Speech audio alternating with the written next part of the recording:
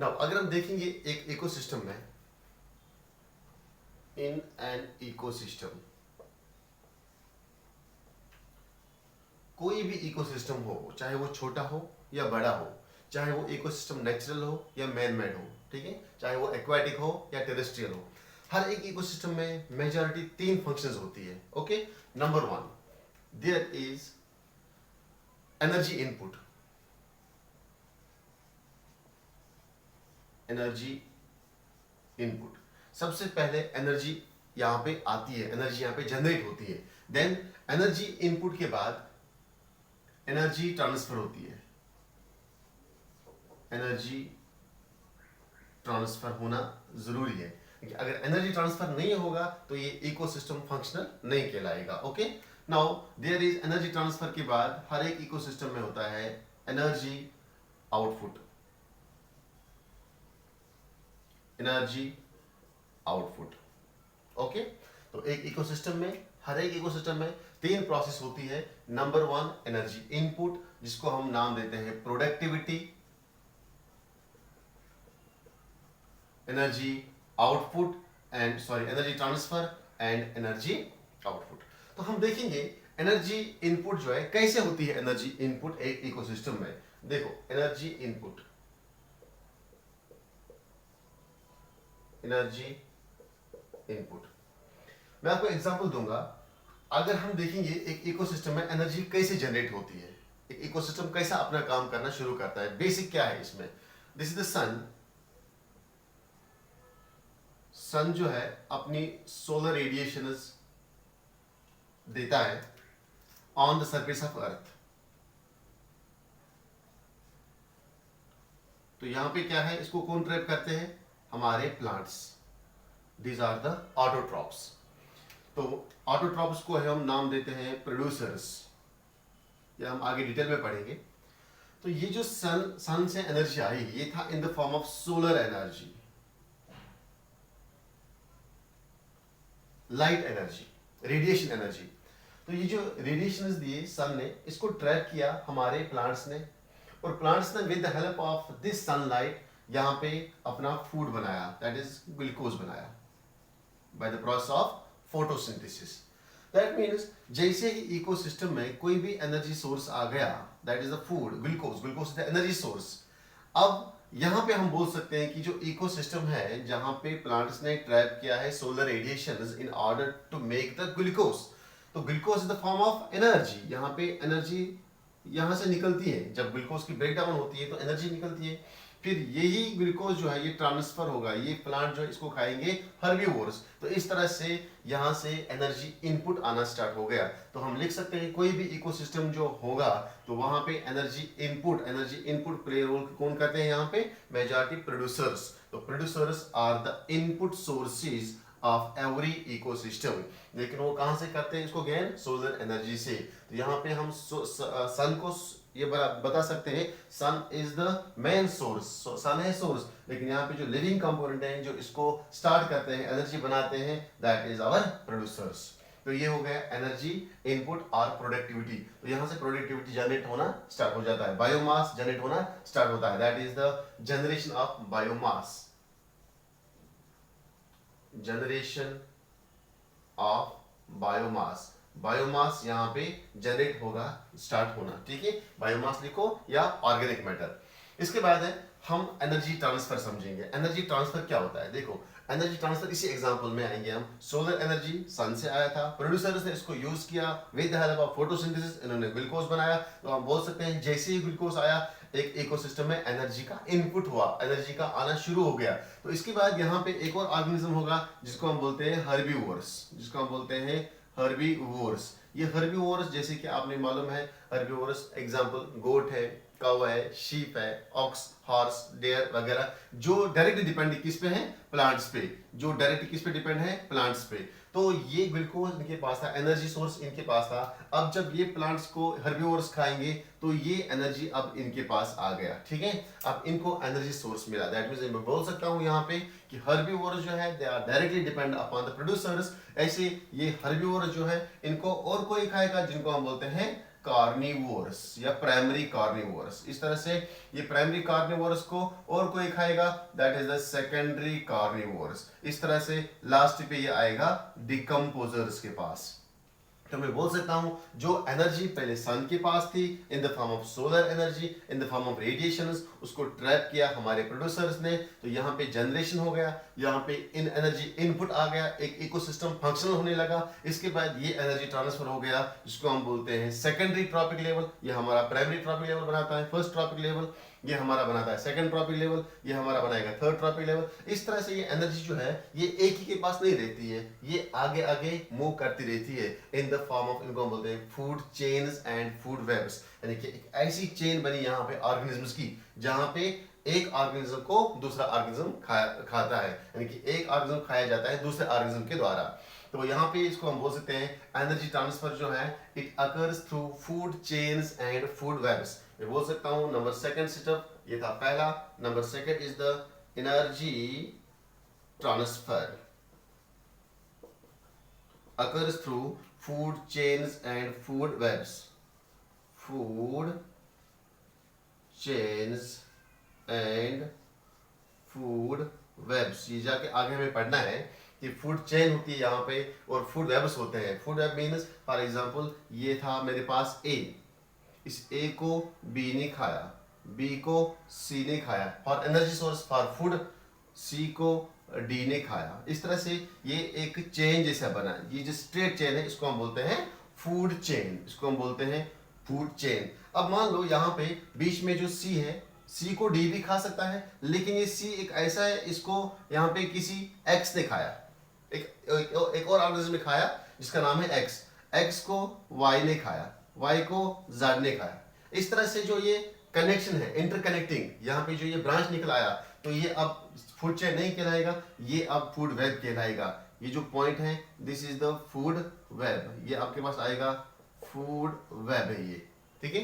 यानी कि जिस पॉइंट पे ब्रांच निकलते हैं फूड चेन्स को, या simply the interlocking of various food chains, एक ऐसा मैकेनिज्म जहां पे एक से ज्यादा फूड चेन्स आपस में कनेक्टेड होंगे तो इसको हम बोलते हैं फूड वेब। तो इस तरह से ये एनर्जी इस डायरेक्शन में भी ट्रांसफर हो सकती है, ये एनर्जी इस डायरेक्शन में भी ट्रांसफर हो सकती है। तो यहाँ पे फॉर एग्जाम्पल वाई था, इसको किसी और ने खाया, पी ने खाया, पी को क्यू ने खाया, क्यू को आर ने खाया। इस तरह से ये different types of food chains यहाँ पे बनते हैं, different number of food chains बनते हैं, number 1 food chain, number 2 food chain, number 3 food chain, तो ये सब कहलाएंगे फूड वेब्स। अगर एक ही डायरेक्शन में जा रहा है दैट इज फूड चेन। इस तरह से एनर्जी जो है ये ट्रांसफर होती है food chain and food webs के द्वारा, ठीक है। तो लास्ट पॉइंट है इसका that is the energy output, energy output. Number 3 energy output. Energy output जो है ये होता है एनर्जी लॉस जिसको हम बोलते हैं, ठीक है।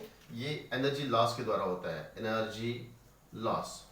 देखो अब जो यहाँ पे हमारे पास पहले आया था प्रोड्यूसर्स के पास एनर्जी थी, अब ये हर्बिवोरस ने लिया, हर्बिवोरस को कार्निवोरस ने खाया, कार्निवोरस को टॉप कार्निवोरस ने खाया, या लास्ट पे ये डिकम्पोजर्स के पास आया जो डिकम्पोज करते हैं इसको। तो इसमें जनरली आते हैं जो डिकम्पोजर्स होते हैं, ये एनर्जी आउटपुट या एनर्जी लॉस होता है वाया डिकम्पोजर्स, जैसे कि बैक्टीरिया एंड फंजे, बैक्टीरिया एंड फंजे जिसको हम बोलते हैं माइक्रो ऑर्गेनिजम्स, बैक्टीरिया या माइक्रोब्स, माइक्रोब्स के द्वारा होता है ये डिकम्पोजिशन। यहाँ पे डिकम्पोजिशन से क्या होता है ये देखो, अब यहाँ पे सोर्स था पहले ग्लूकोज, इसको हम बोलते हैं ऑर्गेनिक मैटर, ये ऑर्गेनिक मैटर था,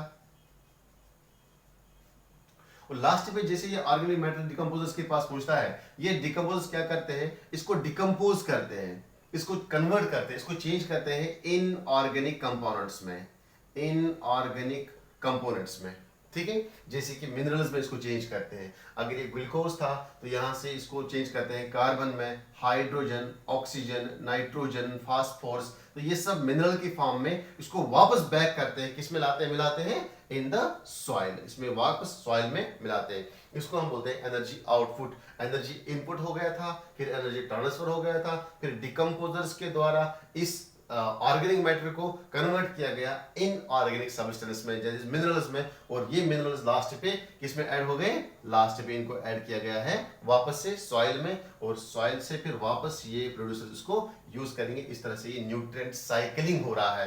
दैट मींस मैं बोल सकता हूं एनर्जी आउटपुट में क्या होता है लास्ट पे, न्यूट्रिएंट साइकिलिंग। न्यूट्रिएंट साइकिलिंग ये इंपॉर्टेंट पॉइंट है। एनर्जी आउटपुट में एनर्जी वापस आ रहा है, जिस सॉइल से न्यूट्रिएंट्स निकले थे वो न्यूट्रिएंट्स वापस आ रहे हैं। दैट मींस कहां से, फ्रॉम ऑर्गेनिक सब्सटेंसेस, इनको चेंज किया गया इनऑर्गेनिक सब्सटेंसेस में, और लास्ट पे इनको मिलाया जाता है सॉइल में, और सॉइल में इनको ऐड वापस किया जाता है। इसको हम बोलते हैं न्यूट्रिएंट साइकिलिंग। तो इस तरह से ये एक इकोसिस्टम है, चाहे कोई भी इकोसिस्टम हो, उसमें ये तीनों प्रोसेसेस होते हैं, energy input, energy transfer, energy output. Okay, इसको नोट करेंगे जल्दी से।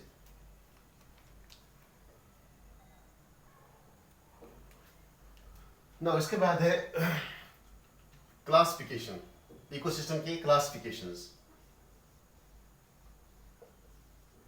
Classification of ecosystem.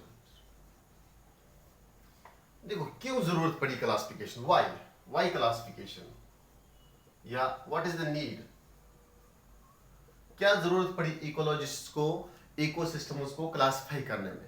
देखो ये जो नेचर है, ये जो पूरा यूनिवर्स है, वर्ल्ड, साइंटिस्ट जो है या इकोलॉजिस्ट, वो बिलीव करते हैं कि जो हमारा वर्ल्ड है इसको इन्होंने कंसिडर किया, world is the whole ecosystem, the whole world is an ecosystem, whole world is a single ecosystem. पूरे वर्ल्ड को उन्होंने कंसिडर किया है इकोसिस्टम। तो अब आप ही बोलो कि अगर मैं पूरे वर्ल्ड को कंसिडर करूंगा इकोसिस्टम, तो ये इकोसिस्टम स्मॉल बनता है, ये क्वाइट लार्ज बनता है, तो ये वेरी लार्जर साइज होगा। इसका साइज जो है वो बहुत ही लार्ज साइज होगा।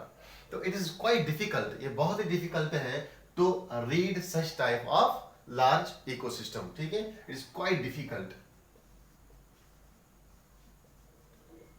to study such type of larger sized ecosystem। इसके कैरेक्टर्स देखना, इसके बायोटिक कंपोनेंट्स देखना, इसके एबायोटिक कंपोनेंट्स देखना।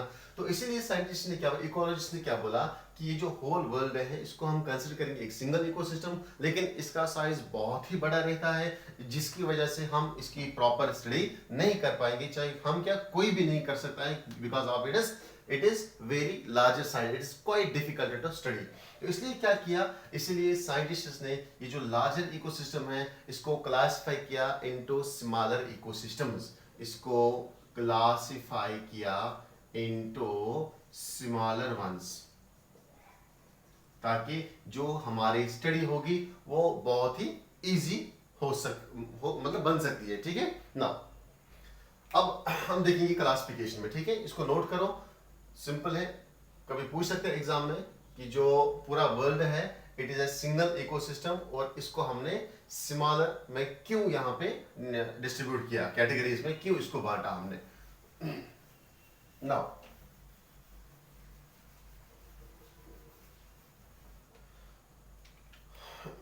अगर मैं यहाँ पे इकोसिस्टम क्लासिफिकेशन बताऊंगा,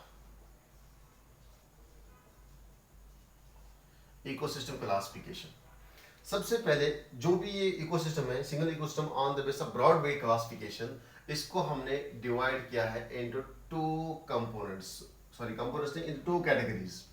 एक को हम बोलते हैं टेरेस्ट्रियल, दूसरे को हम बोलते हैं aquatic. Terrestrial ecosystem and aquatic ecosystem, कौन से बेस पे, on the basis of the nature of ecosystem. Ecosystem का नेचर क्या है, इकोसिस्टम का नेचर क्या है। ये इकोसिस्टम अगर लैंड पे होगा तो इसको हम बोलते हैं टेरेस्ट्रियल इकोसिस्टम, अगर ये इकोसिस्टम वाटर बॉडी में प्रेजेंट है तो इसको हम बोलते हैं एक्वाटिक इकोसिस्टम। तो मैं लिखूंगा terrestrial means also known as the land ecosystem, while as aquatic is known as the water ecosystem। Okay, simply example पे आएंगे। टेरेस्ट्रियल इकोसिस्टम में कौन कौन से इकोसिस्टम्स आते हैं, it should be your forest,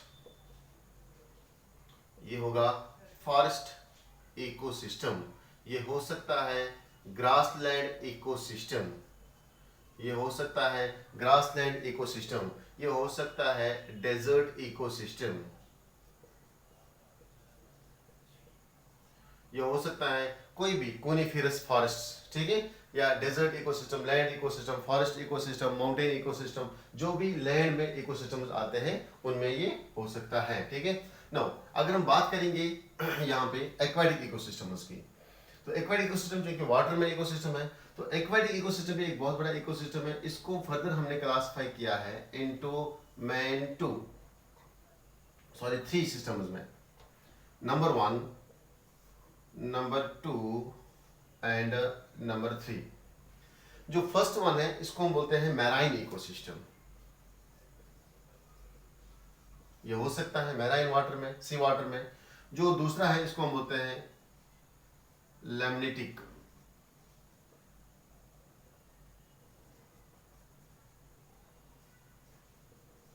लेमनेटिक ecosystem, और नंबर थर्ड इज यूस्टेरी या यूस्टेरियन बॉडीज। तो मैराइन जो है मैराइन इकोसिस्टम, सिंपली आपको अगर कोई पूछेगा मैराइन इकोसिस्टम क्या है तो बोलना that ecosystem which exist in the sea water, जो सी वाटर में एग्जिस्ट होता है। तो अब क्या बचा, लेमनेटिक इकोसिस्टम ऐसा इकोसिस्टम है जो फ्रेश वाटर में एग्जिस्ट होता है। This is fresh water ecosystem, fresh water. तो अब बचा यूस्टेरी। यूस्टेरी क्या है, इसको हम नाम देते हैं estuarine bodies, they are also known as the estuarine bodies या यूस्टेरियन बॉडी। यूस्टेरियन बॉडी पहले समझेंगे कि ये छोटा सा ही है। देखो ये एक रिवर है, this is the river. River का जो आउटपुट है वो लास्ट में कहां पे होता है, सी के अंदर। अब ये अपना आउटपुट जो है वो एक सी के अंदर डालता है, दिस इज द सी, ठीक है। जहां पे एक रिवर सी के साथ मिलता है तो ये इसको हम बोलते हैं नेक, इसको हम बोलते हैं नेक ऑफ द रिवर या नेक ऑफ द सी। ये जो प्रॉपर पोर्शन है जहां पे एक रिवर जो है वो कनेक्ट होता है हमारे सी के साथ, this portion is known as the estuarine body या सिंपली यूस्टेरी। क्यों इसको हम अलग किया, इसको हमने क्यों रिवर के साथ नहीं लिया या इसको हमने क्यों नहीं सी के साथ ही कंसिडर किया, क्योंकि यहाँ पे जो है सी वाटर में अलग प्रॉपर्टीज होते हैं, यहाँ पे सैलिनिटी अलग होती है, रिवर वाटर में सैलिनिटी अलग होती है, यानी कि साल्ट कंसंट्रेशन अलग होता है। जैसे कि रिवर वाटर मिल जाता है, मिक्स होता है सी के साथ, तो यहाँ पे जो वाटर रहता है इसकी प्रॉपर्टीज चेंज हो जाती है, इंटरमीडिएट होती है। The properties of this portion is partly resemble with the sea as well as properly resembles with the river, यानी कि यहाँ पे जो वाटर बॉडी होगा इसकी अलग सी प्रॉपर्टी होगी, वो थोड़ा सा रिजेंबल सी के साथ भी करती है और रिवर के साथ भी करती है। इसलिए ये जो पोर्शन है इसकी प्रॉपर्टीज के बेस पे इसको यहाँ पे एक सेपरेट वाटर बॉडी नाम दिया है यूस्टेरी। तो यहाँ पे भी इकोसिस्टम्स होंगे, ठीक है, लेकिन हमें डिटेल में पढ़ना है लेमनेटिक एंड मैराइन इकोसिस्टम। तो ये आपको याद आ गया कि अब इसको आपने सीखा कि मैराइन इकोसिस्टम क्या है, which is exist in the sea water. तो अगर आपको कोई पूछेगा इसकी एग्जाम्पल बताओ, इसके एग्जाम्पल बताओ मैराइन वाटर के, सिंपली ओशियंस, ठीक है, और sea, sea and ocean is the example of marine ecosystem. तो अगर हम बात करेंगे यहाँ पे लेमनेटिक की या फ्रेश वाटर इकोसिस्टम की, इस फ्रेश वाटर इकोसिस्टम को फिर से डिवाइड किया गया है इनटू 2 टाइप्स। ये जो लेमनेटिक है फ्रेश वाटर इकोसिस्टम, आपको मालूम है फ्रेश वाटर जो है वो स्टेगनेंट भी हो सकता है, एक ही जगह रुका हुआ वाटर, और या तो वो फ्लोइंग वाटर भी हो सकता है। अगर इकोसिस्टम प्रेजेंट है फ्लोइंग वाटर में तो इसको हम बोलते हैं lotic ecosystem, this is lotic ecosystem. अगर ये स्टेगनेंट वाटर में है तो इसको हम बोलते हैं, इसको हम नाम देंगे यहां पे lentic ecosystem.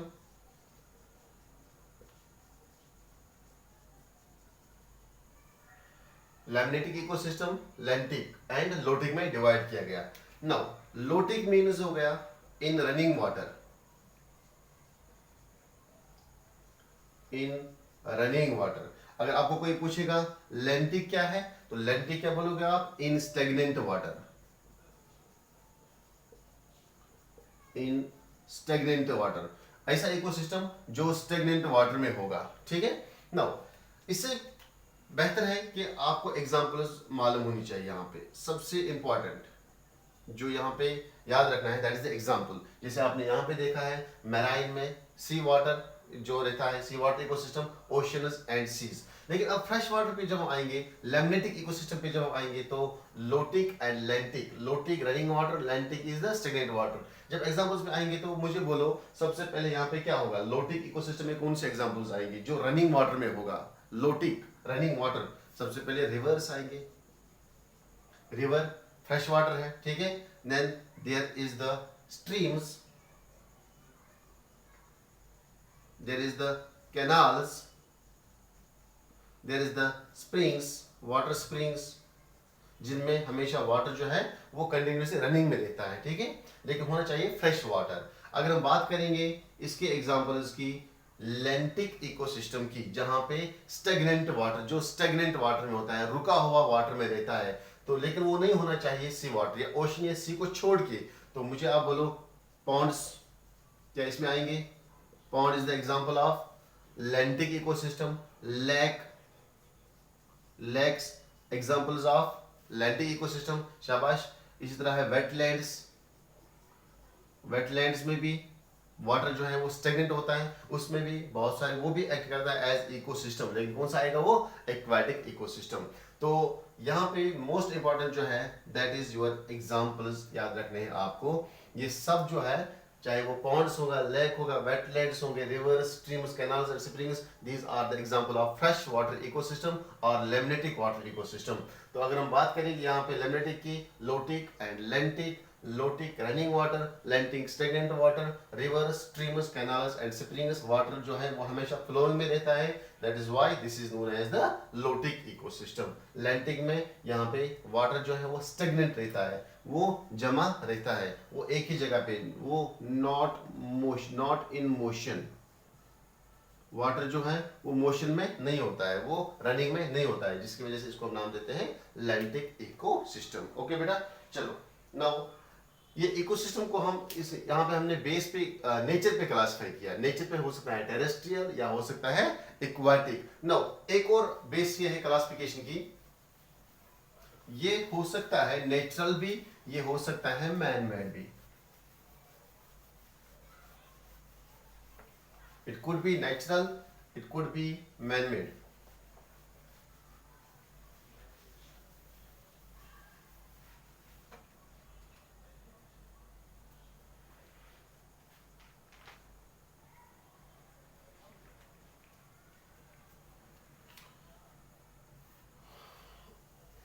It could be natural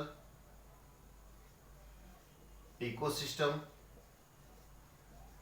it could be man-made ecosystem, जिसको आप नाम देते हैं आर्टिफिशियल। ओके, बताओ नेचुरल इकोसिस्टम की एग्जांपल जो नेचुरल होगा। अभी हमने पढ़ा सी नेचुरल है, कोई आदमी नहीं बना सकता इसको। ओशियन, ओशियंस, हाँ, rivers, lakes, forests, deserts, okay, mountains, grasslands, these all are the examples of natural ecosystem। अगर हम बात करेंगे man made ecosystem, artificial ecosystem, जो आप लोग बना सकते हो घर में, अपने घर से स्टार्ट करो, गार्डन, होम गार्डन्स, ठीक है, या नेशनल पार्क्स बना सकते हैं हम। इसी तरह एक्वेरियम, फिश एक्वेरियम, एक फिश लाओ, एक्वेरियम में डालो, इकोसिस्टम बना। Abiotic as well as biotic component होंगे इसमें। फिश एक्वेरियम, शाबाश। क्रॉप फील्ड, अपनी खेती ले लो, उसमें आप कोई क्रॉप उगा लो, तो वो बनेगा आपका man made ecosystem, artificial ecosystem. Now शाबाश। A pot containing water, water pot, एक पॉट लाओ, उसमें वाटर भर दो, क्योंकि वाटर में आप आप बोलेंगे यहाँ पे सर ये कौन सा इकोसिस्टम हुआ? वाटर में बहुत सारे बैक्टीरियाज होते हैं, बहुत सारे माइक्रो ऑर्गेनिज्म होते हैं, वहाँ पे टेम्परेचर भी होगा, वहाँ पे लाइट भी होगी, वहाँ पे इंटरेक्शन होगा, तो ये बना हमारा इकोसिस्टम। ठीक है, तो ये सब मेन मेड इकोसिस्टम है। ठीक है, इसी तरह से जू, एक जू बना, आप एनिमल्स को लाओ, पिंजरे में बंद करो, ये बना आपका इकोसिस्टम, वहाँ पे इंटरेक्शन होता है। ठीक है, जू में बहुत सारे एनिमल्स होंगे, बहुत सारे यहाँ पे डिफरेंट स्पीशीज होंगे, तो ये इकोसिस्टम की और एक क्लासिफिकेशन है। ठीक है, अगर हम एक और क्लासिफिकेशन देखेंगे on the basis of size, on the basis of size की अगर हम बात करेंगे, इकोसिस्टम बड़ा हो सकता है, छोटा हो सकता है। ठीक है, on the basis of size, it could be larger ecosystem,